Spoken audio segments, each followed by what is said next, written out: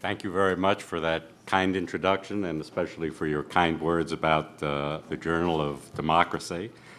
Perhaps I should mention that in connection with this conference, I, for the first time, became aware of Faith in International Affairs, which I found an extremely interesting and useful publication. As that suggests, I am not someone who's been deeply immersed in the field of religious freedom, whereas I have been spending the last several decades immersed in the topic of democracy. In thinking about what I would say today, I tended to veer away from the questions, directly answering the questions that were posed, but I had sketched out an answer to the first one, and perhaps it might be useful just to answer that in case there were any doubts about my views on democracy promotion. So let me first do that. Democracy promotion, I would say, not only is a legitimate aim of American foreign policy, but should be one of its central goals. The advance of democracy is conducive both to broad American interests and to a more peaceful world. Democratic states are more likely to be allies of the United States, and non-democratic states are more likely to be its enemies. In this sense, the next administration, and all future administrations, should see democracy promotion as a long-term security imperative. And I think so far the signs from both campaigns, Obama and McCain, are positive in this respect. But I go on to say this does not mean, however, that in the short term, the promotion of democracy can trump all other U.S. foreign policy goals. Sometimes urgent security needs will inevitably take precedence over policies aimed at promoting democracy. To pretend otherwise is to invite the charges of hypocrisy that currently plague U.S. foreign policy. On the other hand, even where there's no realistic alternative to working with undemocratic regimes, it is desirable simultaneously to pursue longer-term strategies that seek to advance democracy, especially through the efforts of non-governmental organizations. Now let me turn more to the question of religious freedom.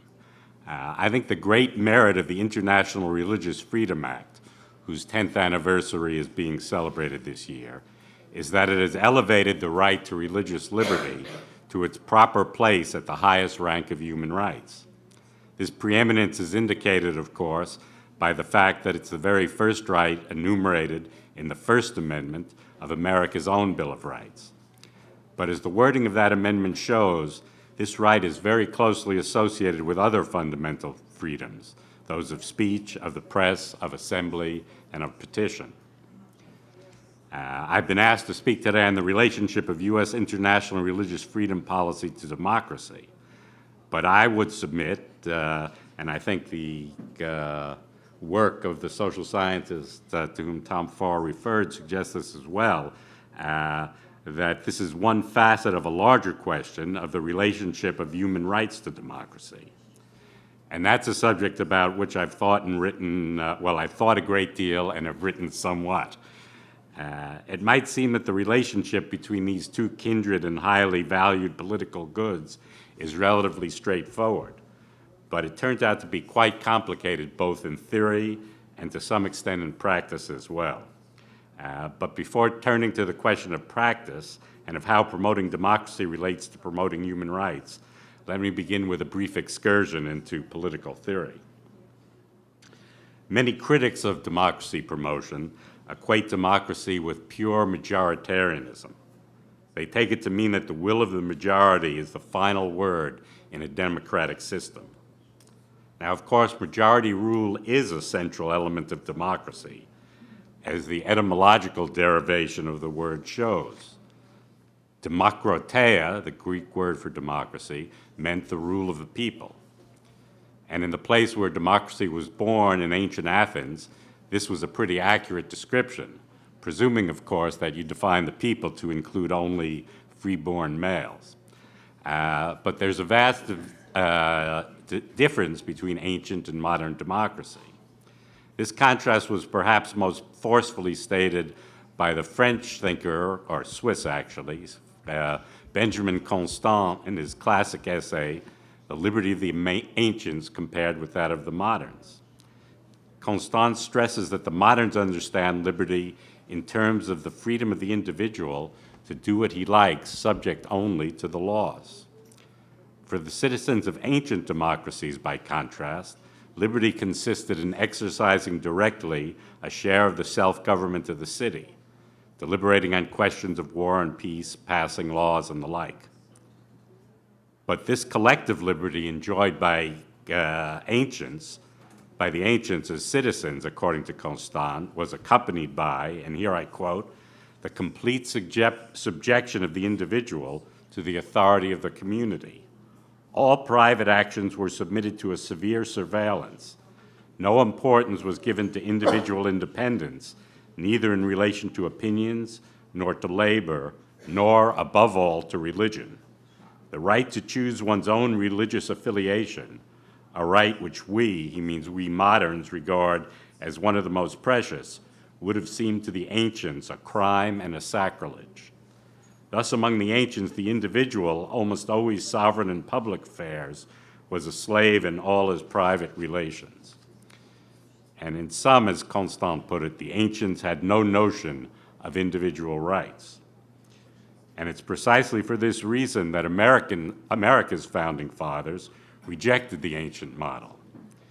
So in Federalist 10, Madison argued that a, quote, pure democracy like that of Athens would inevitably be, quote, incompatible with personal security or the rights of property. Instead, the founders favored a constitutional democracy characterized by representative government and the separation of powers as the means of making popular government conducive to the protection of individual and minority rights. So successful was their formula that today the term democracy has generally come to mean constitutional or liberal democracy, precisely a regime that tempers majority rule with checks and balances that aim to secure the human rights of its citizens. Today, we would never call a regime democratic, no matter how faithfully it reflected the will of the majority, if it did not guarantee such fundamental freedoms as liberty of religion. Now, I'd say that this understanding of democracy as liberal democracy is shared by virtually all significant democracy promotion organizations.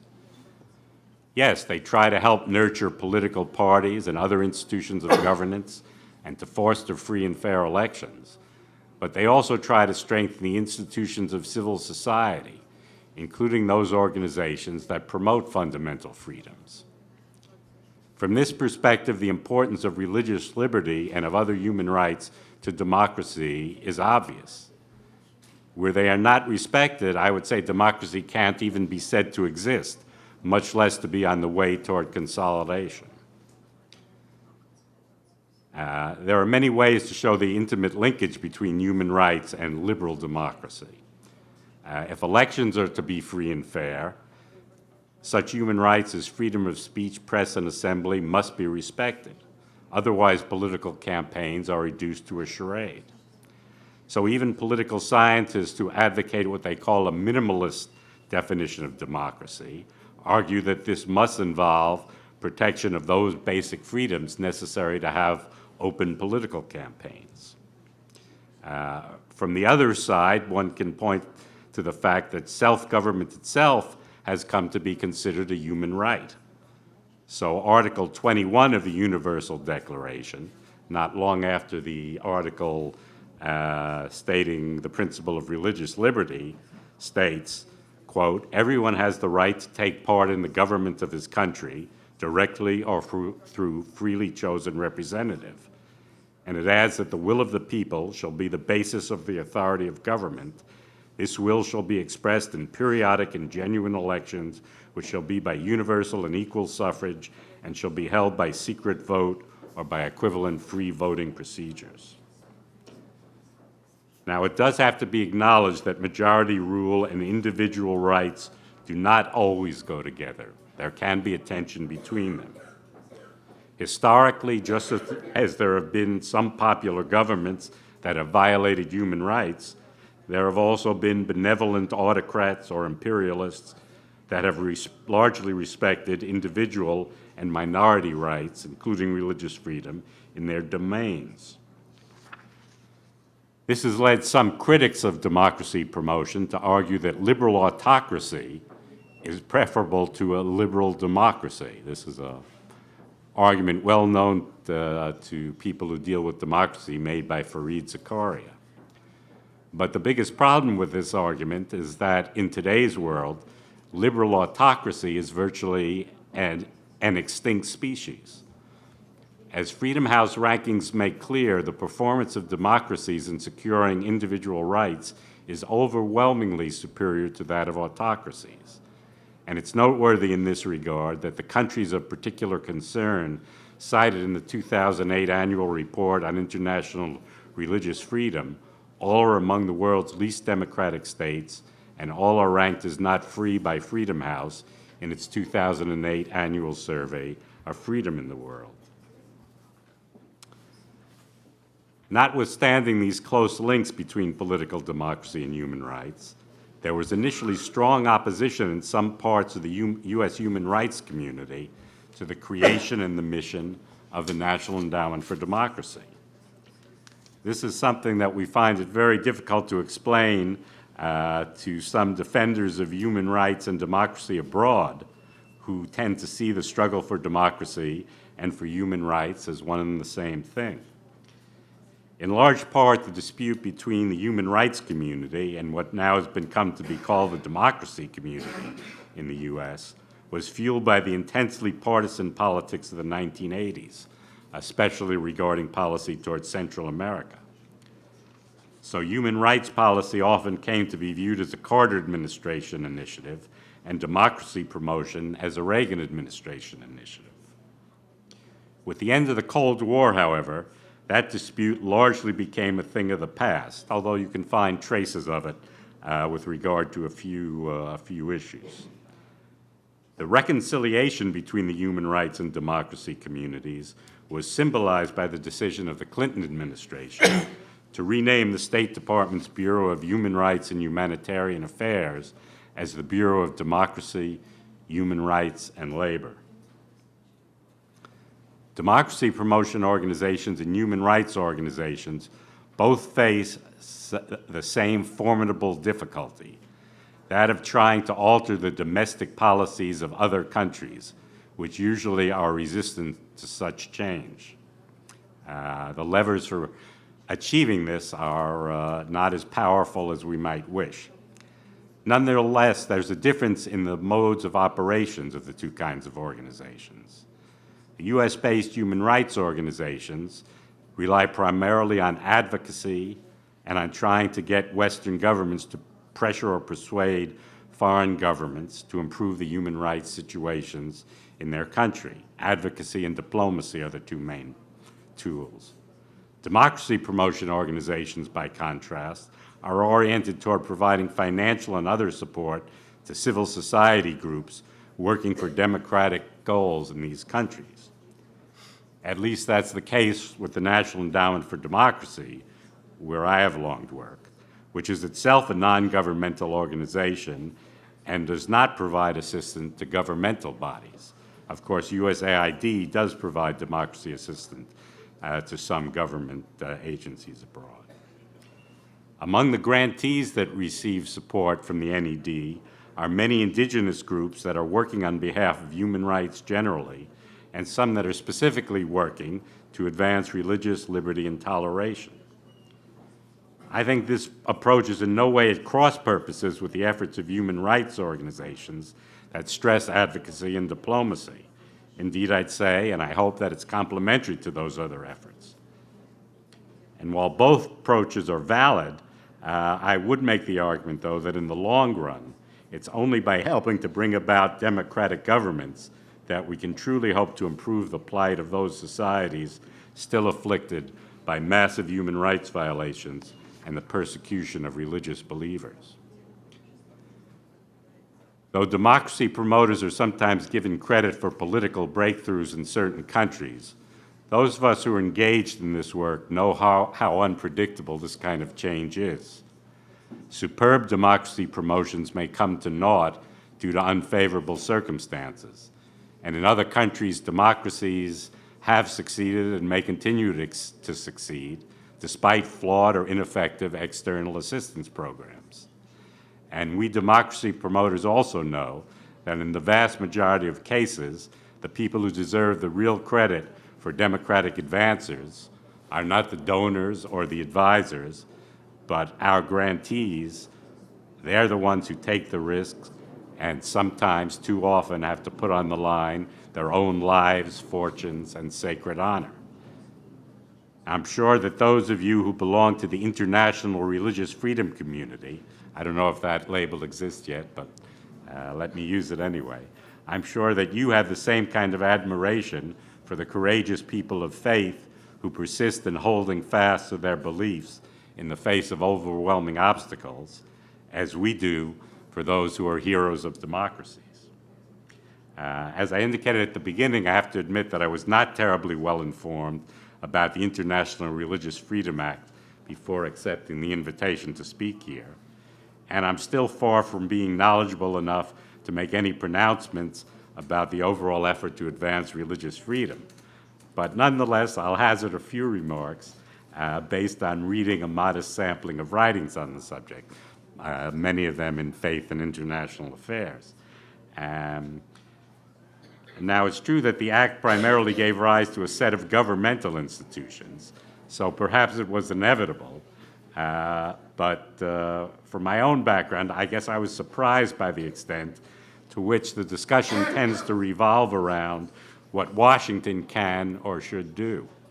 To be sure, the U.S. government can make an important contribution in this area, and I have no doubt that it's become more effective in advancing international religious freedom in the decades since the passage of the Act.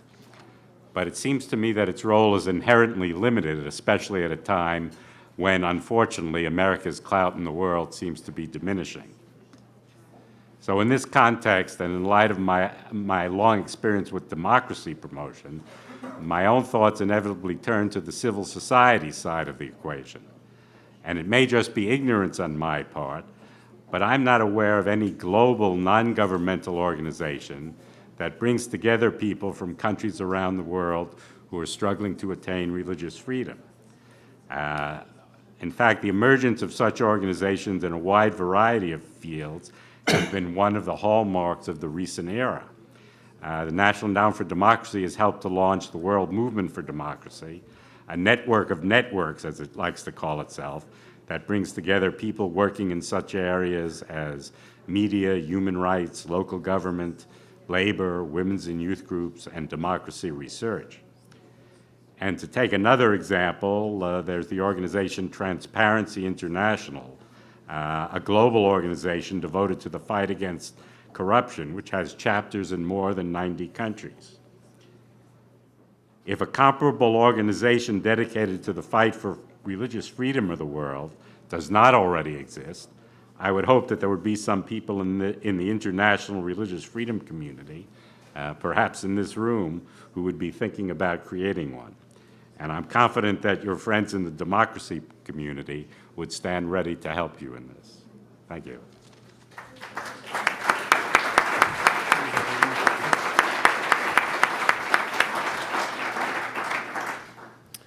Well, thank you very much, Marc Plattner. Because the events of September 11th, 2001 dominated his first term, fighting terrorism might understandably have formed the theme of the inaugural address in which President George W. Bush launched his second term. Instead, the president memorably and eloquently focused on an even higher cause, America's global mission for liberty. He did not omit fighting terror, though, and in fact linked it to liberty. The survival of liberty in our land increasingly depends on the success of liberty in other lands, he averred, continuing, the best hope for peace in our world is the expansion of freedom in all the world. But democracy and fighting terrorism proved difficult goals to combine. Take Egypt, a not very free country that for 2.5 decades has lived under the authoritarian rule of President Hosni Mubarak, who currently keeps 20,000 prisoners of conscience in his jails. Rhetorically, the administration urged Egypt to progress towards democracy. Quote, "Our goal here is to encourage the Egyptian government within its own laws and hopefully within a process and a context that is ever more reforming, to engage with civil society, with the people of Egypt for elections that can be free and fair." This is what Secretary of State Condoleezza Rice remarked in a speech at American University in Cairo in 2005. But the administration stopped short of demanding that the Egyptian government remove its ban on the electoral participation of Egypt's largest opposition group, the Muslim Brotherhood, which it associates with terrorism.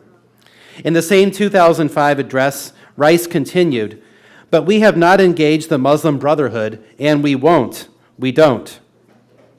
In essence, the administration accepted the analysis of President Mubarak himself.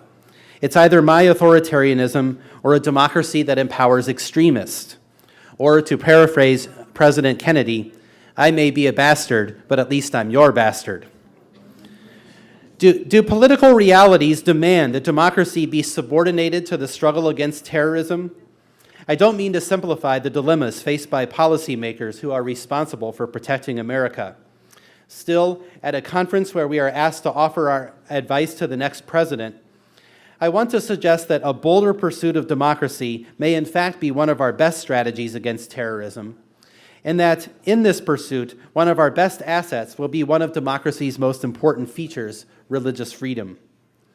Part of the very meaning of religious freedom, of course, is that it allows the religious not only to practice their faith, but also to participate fully in democratic politics.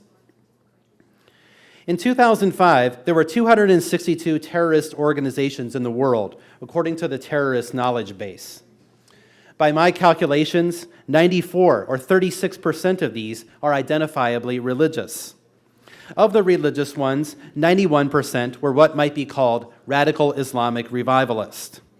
It is these groups that have been carried out the preponderance of attacks on the U.S. in recent years. What makes these groups tick? They merit the name Radical Islamic Revivalist because they are rooted in the belief that Islamic civilization has descended into Jahiliyyah, a state of barbaric darkness, both through its internal corruption and through domination at the hands of outsiders. Their solution is a revived moral commitment to Sharia, the way to God, in all areas of life, including politics. Such was the claim of revivalism's founding fathers: Hassan al-Banna, founder of the Muslim Brotherhood; Maulana Maududi, founder of Pakistan's Jamaat-e-Islami; and Egypt's Sayyid Qutb. One might think that groups with such a pedigree would be unalterably hostile to democracy, but not necessarily.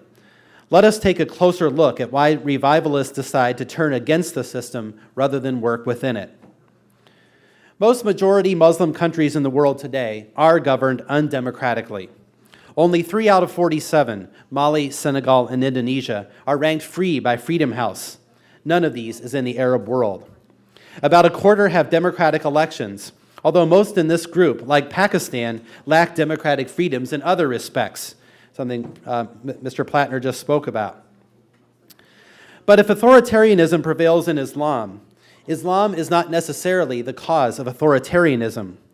In fact, far more authoritarianism in the Muslim world stems from the ideals of the French Revolution than from those of the Iranian Revolution. These ideals include social equality, nationalism, economic modernization, and not least, secularism. Unlike the secularism of the U.S. Constitution, which provides for religious freedom from government control, this form of secularism involves strong government control.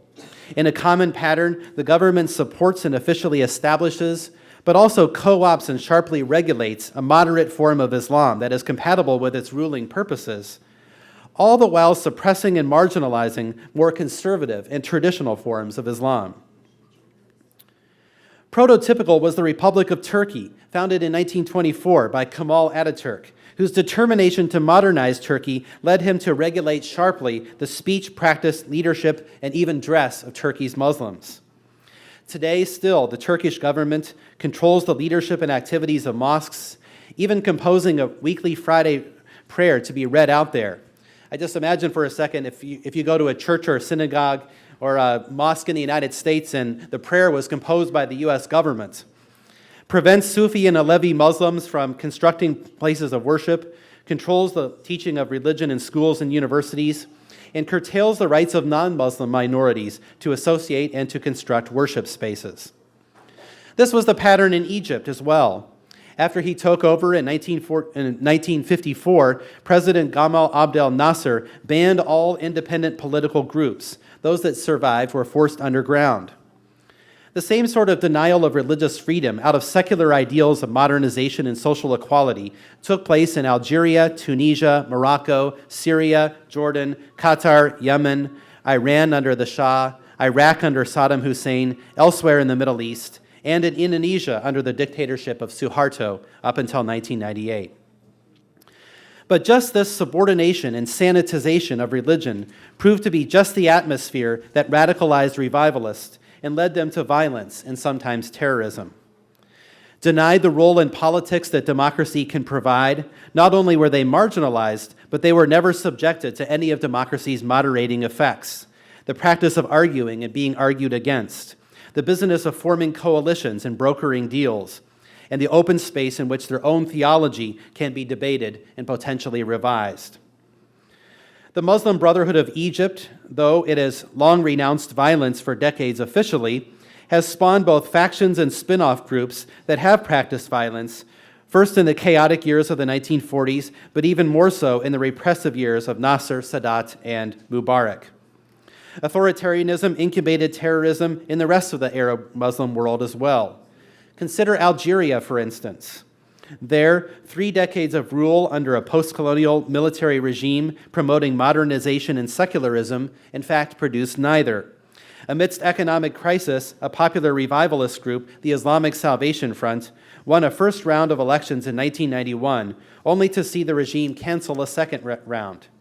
The result was between 150,000 and 200,000 deaths in over 11 years of civil war. An aggregate look at contemporary terrorist groups reveals the role of authoritarianism in motivating them. To be sure, the evidence is not without ambiguity.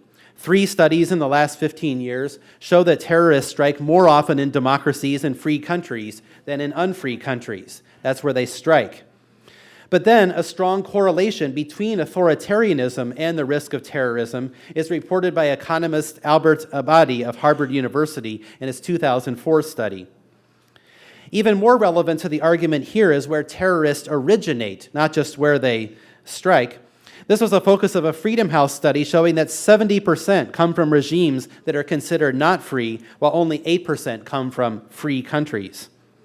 Then my own analysis of religious terrorist groups shows that a disproportionate number hail from not free countries and countries with governments that strongly control religion. Dictators like to justify their rule with the argument that they are keeping extremists at bay. Allowing Islamists to participate in democracy, they argue, will bring an end to democracy. One man, one vote, one time. But there is evidence that such groups are willing to participate in democracy when given the chance. The Muslim Brotherhood has renounced violence and has responded to its being banned from political contestation by seeking majority control of civil society and professional organizations, and by supporting nominally independent candidates for parliament, as it has in the past 4 elections. Jamaat-e-Islami, the powerful Islamic revivalist group in Pakistan, has stood for elections and has been willing to participate as an opposition group throughout Pakistan's history. Over the past decade and a half, traditional Muslim parties have participated in elections in Bangladesh, Indonesia, Malaysia, Pakistan, and Turkey. To date, there has not been a single instance of an Islamist party winning an election and then reneging on democracy once in power. In Indonesia, it was Muslim groups that most powerfully brought down the dictatorship of Suharto and now participate in democracy. In Turkey, the Muslim opposition became more democratic over time and is today a strong force for democracy. Now, qualifications are certainly in order. First, if the French Revolution has inspired more Islamic authoritarians than the Iranian Revolution, the Iranian model of dictatorship has its mimickers too, of course, including regimes in Saudi Arabia and Sudan, and movements that seek such regimes like Hamas, Hezbollah, the Taliban, and Al-Qaeda. A policy of democracy certainly requires opposing, or in the case of Saudi Arabia, pressuring these as strongly as we do other authoritarians. But let us not forget, too, that one of the major causes of the Iranian Revolution, so prototypical, was America's quarter-century of unqualified support for the Shah, a dictator of the classic secular Islamic sort. Second, I do not mean to deny that organizations like the Muslim Brotherhood or Jamaat-e-Islami, or at least factions within them, have undertaken violence and terrorism in their histories, or to claim that the radicalism of such groups arises solely in reaction to authoritarian regimes, or to deny that such groups, even if they are willing to compete in elections, also advocate illiberal measures in criminal law in their treatment of women and towards religious minorities. My claim is rather that, on balance, authoritarian settings exacerbate the violent and radical tendencies of such groups, while democratic settings can lead them to be more moderate and peaceful than they otherwise would be. The question is not just what they are like, but where they are going. It is not inevitable that moderation will result from opening a political environment. That's my third qualification. Political scientist Gillian Schwedler's study of two cases of political opening, Jordan and Yemen, shows that the Islamic Party in Jordan moderated, whereas in Yemen it did not. Behind the Jordanian party's trajectory was its internal democracy, the content of its ideology, and Jordan's own more democratic environment. The upshot: democratization contributes to, but does not alone bring about, political moderation. What does all this mean for American foreign policy? A greater willingness to encourage the religious freedom dimension of democracy should also strengthen our efforts to counter terrorism and our relationships with the Islamic world more generally. Here I follow the lead of our panel chair, Tom Farr, the first director of the Office of International Religious Freedom, who, in a book which I see is now on sale at the back of the room, you can buy it afterwards, has urged America to extend its religious freedom policy beyond exposing violations and freeing prisoners, as important as that is, to promoting regimes that allow for religious participation. Such a policy must proceed case by case, using both carrots and sticks, diplomatic and economic. No professor's general analysis can substitute for a policymaker's particular judgment. Such a policy also means scrutinizing, engaging, and sometimes pressuring the religious groups that come to participate in democracy, not just the regimes that control elections. We must always condemn and oppose terrorism.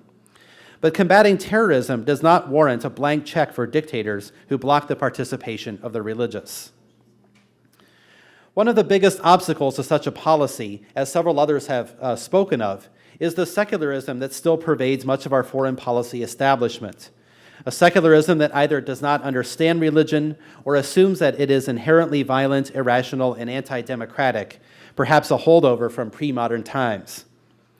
No less than former Secretary of State Madeleine Albright drew attention to this secularism in her book, The Mighty and the Almighty, and urged that a better understanding of religion could help officials know when it can be an ally of American foreign policy.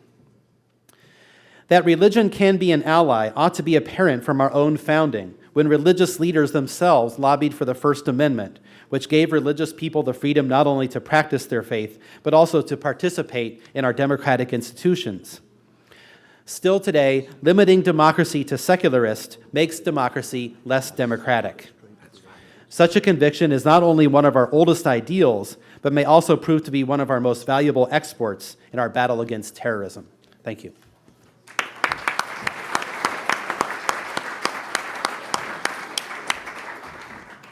Okay.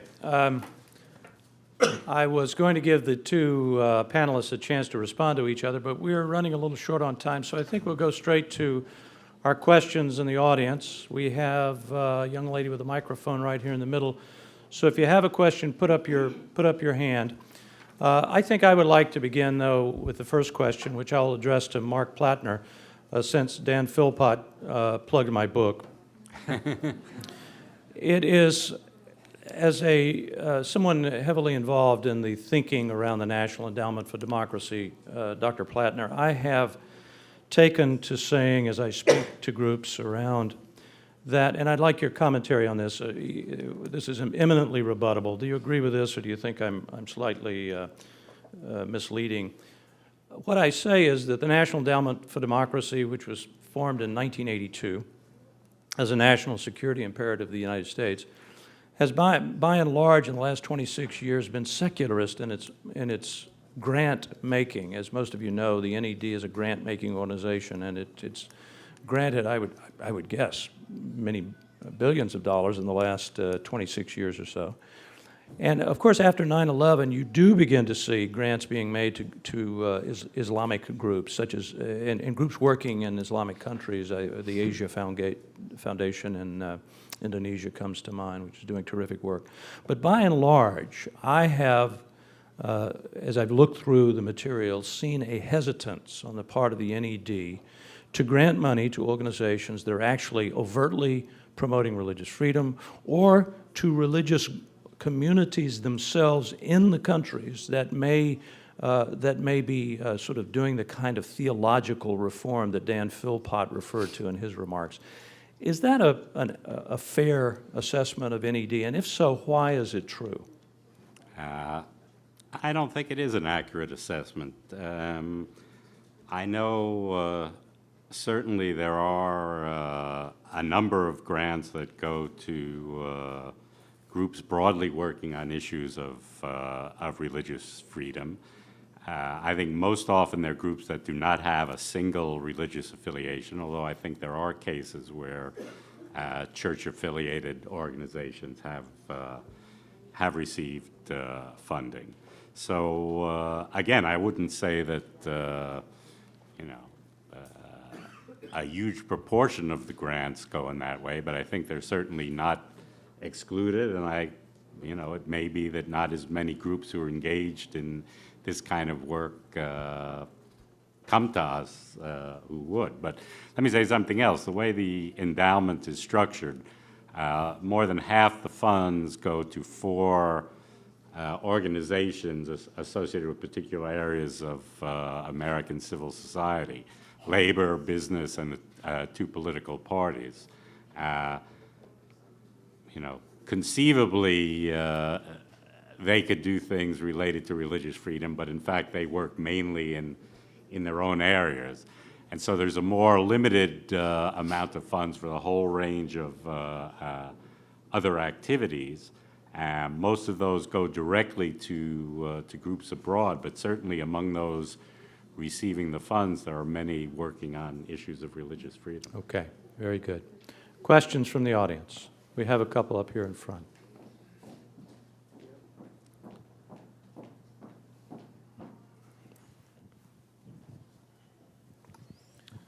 We'll need a translation here. بسم الله. شكرا للسادة المتحدثين على ما أبدوه من مفاهيم سامية وجليلة.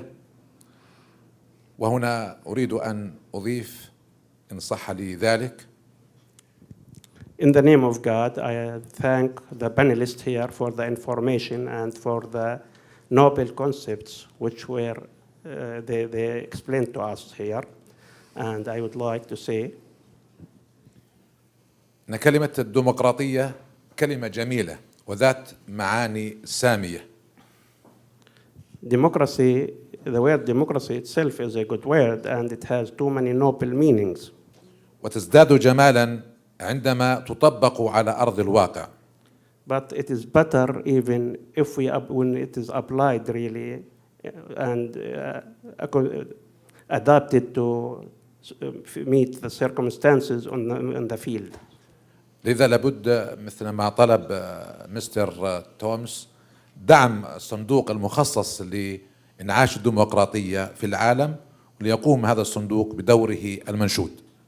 Therefore, I support, as Mr. Tom said here, the Democracy Fund should really support those who are working for democracy all over the world.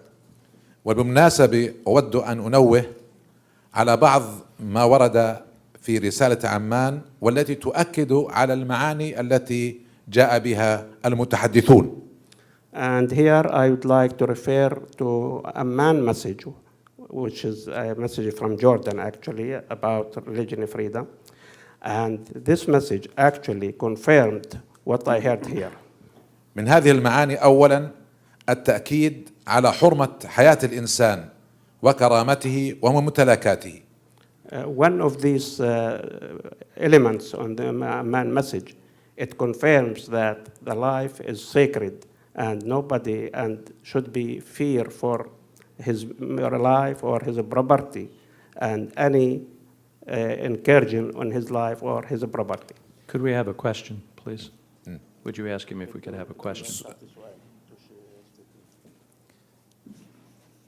أنا لا أريد أن أسأل، أريد أن أضيف يعني لما تفضلتم به. أنا موافق على ما جاء في حديثكم جميعا، ولكن هنا بعض الأفكار التي وردت في رسالة عمان تؤكد ما تفضلتم به. Actually, I don't have a question, but I wanted to make remarks, and I would like to indicate again that a man message confirms many of the remarks I heard here. Well, we're most grateful. We're short on time. If you would make it clear, I'm delighted to have his statement, but we want to hear from others who have questions too. Thank you very much. Okay. Thank you. I'd like just to raise an important issue, which is that when we see in the realistic, in reality, the practical application of democracy in two Arab countries or Arab areas, Hamas organization, for example, came by democracy, and Abbas Madani in Algeria in the early 90s came by democracy, and the first thing he stated that it will be the end of democracy. My question is, whether is it better to look to democracy as a strategic goal or as a tactical step? Because obviously, when we do fast implementation or sudden implementation of democracy, it can bring the opposite effects. So my vision is that shall we look at stages, like stage one to weaken radical Islam, which is a major obstacle for democracy in these parts of the world, then stage two to educate the society, and then stage three to implement democracy, rather than going to sudden democracy that can cause major instability in the area. So. Sort of a staged approach.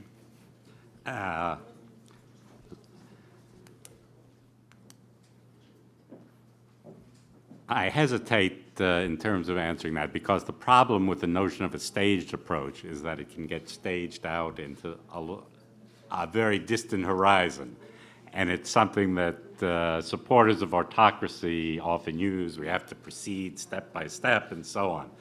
On the other hand, so I'm uncomfortable with arguing for it in that way. On the other hand, I would agree that, you know, introducing elections right away is not always the smartest strategy. It can backfire in some cases. So I think one has to be careful, think about the long-term movement sometimes may be gradual, but I don't want to say you could, you know, just do phase one and you're off the hook from everything else. Yeah. Like gradual, but with some sort of pressure, so that we can make sure that we have. Can we make it in a way that is gradual, yet we have progressive achievements, not to leave it to their hands, just to say, oh, we are going toward democracy, but to try to set goals and follow this up and make sure that the gradual transition is going into the correct direction before just we have a middle solution, rather than just like we have some sort of solution, to do it in a gradual manner but progressive and under supervision. In principle, I'm all for it. In practice, it's not easy, but It's a little difficult for the United States to stage manage these things. right. And even where we do have control, as in Iraq, many people argue that elections should have been postponed to the later stage. But, you know, it was really because Ayatollah Sistani insisted on having elections quickly, and it would have been very difficult for the United States to say, no, you can't have elections. So, Dan? Well, I think one of the dilemmas is when you have parties, like for instance, Islamic parties in places like Pakistan and Malaysia and Egypt, who are democratically engaging in some respects, but then in other respects, are less than democratic or don't have the full extent of human rights of the kind that we would want. But I think what you say is right. That I think it's the solution is not to choke off democratic participation, but to try to encourage it. But nevertheless, stay engaged, keep the pressure on, as you say, and then try to keep encouraging the rest. And in fact, if democracy is a bundled kind of package, as Mr. Plattner, I think, has persuasively argued, that hopefully the logic of one would help to beget the logic of the other. But it's something that one can only hope for and work for. We're going to go to Lauren Homer, but I would just add that in Egypt, if we had free and fair elections today, I think, as Dan Philpott and others have suggested, the Muslim Brotherhood would be in charge of Egypt. And my own view is that if this happened, the United States would not understand the vocabulary, let alone the goals of the Muslim Brotherhood, not because they are out there for us to know. I think there's a great deal of mystery about it, but because we are not attempting to know. The guys with fake noses and mustaches are out there at very low levels talking to the Muslim Brotherhood, but the United States government officially does not. And I think this is a big mistake. That's my 2 cents worth. Lauren Homer. Thank you, Tom. My question is for Marc Plattner, and I'm very interested in your final point about creation of an international NGO that might work on international religious freedom and bring people together from different countries and different faiths.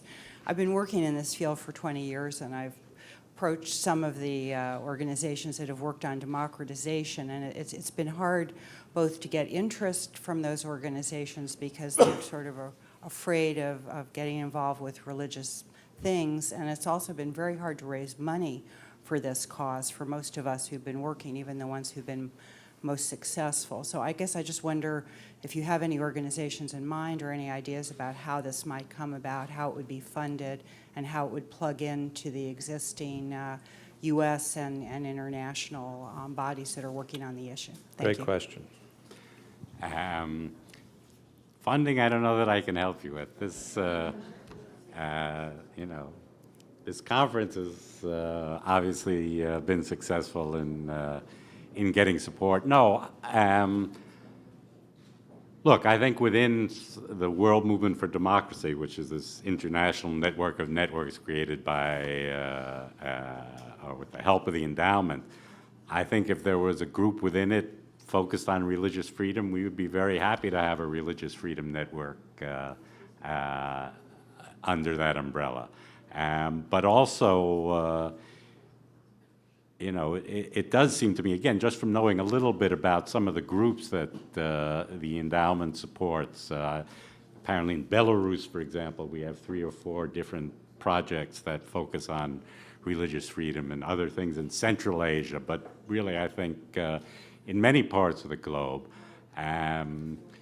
It seems to me that there should be some way of, since you have indigenous partners, people who are working for these issues, there should be some way to make them part of a global grouping. And I don't think it's something that requires huge amounts of funding to succeed. I might just add to this that 10 years after the passage of the International Religious Freedom Act, the State Department's Human Rights and Democracy Fund had not allocated, as far as I know, 1 dime to the promotion of religious freedom. Let me say that again. The Bureau of Democracy, Human Rights, and Labor, which controls the Human Rights and Democracy Fund, had not allocated 1 dime for the promotion of religious freedom. That, thank goodness, has changed. Primarily because of pressure from Congress, they now have, they are considering proposals and are about to grant on the order of $4 million. And I'm delighted about this. Think of what it would have happened had we done this 10 years ago. We might have more people out there advocating and applying for NED grants. We have a question right over here. Hi, I'm Peter Henny. I'm a doctoral candidate here on, I'm studying religion and violence. Your work's been very helpful for me, Dr. Philpott. It's primarily for you, but also for Dr. Plattner, perhaps some useful insights. I want to push you a bit further on the possible tension between religious freedom and democracy.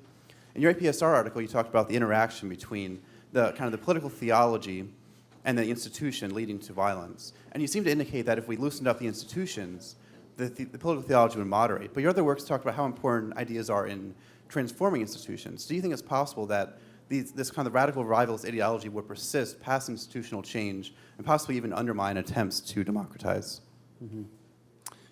Well, I see institutional environments and political theology as spinning on different axes, so one doesn't necessarily beget the other. I mean, I think that translated into policy and the things we're talking about today, I think that opening up environments to make them more democratic can create space for moderation and change and evolution and so forth to happen, but it hardly makes it inevitable. And ideas have a logic of their own. I think Professor Gillian Schwedler looked at two places, Jordan and Yemen, both of whom opened up. In one case, it made an Islamic party become more moderate, but in the other case, it didn't. So there are other factors that matter as well. And sometimes, even if a political environment doesn't open up, the ideas and political theology of a group can change independently. And I think the Justice and Development Party in Turkey is a good example that even under a constant, repressive Kemalist regime, this is an Islamic party which became more democratic over time and ultimately helped to be very influential in helping to make Turkey more democratic than it was in the past. So I think that it's the independent influence that I would stress.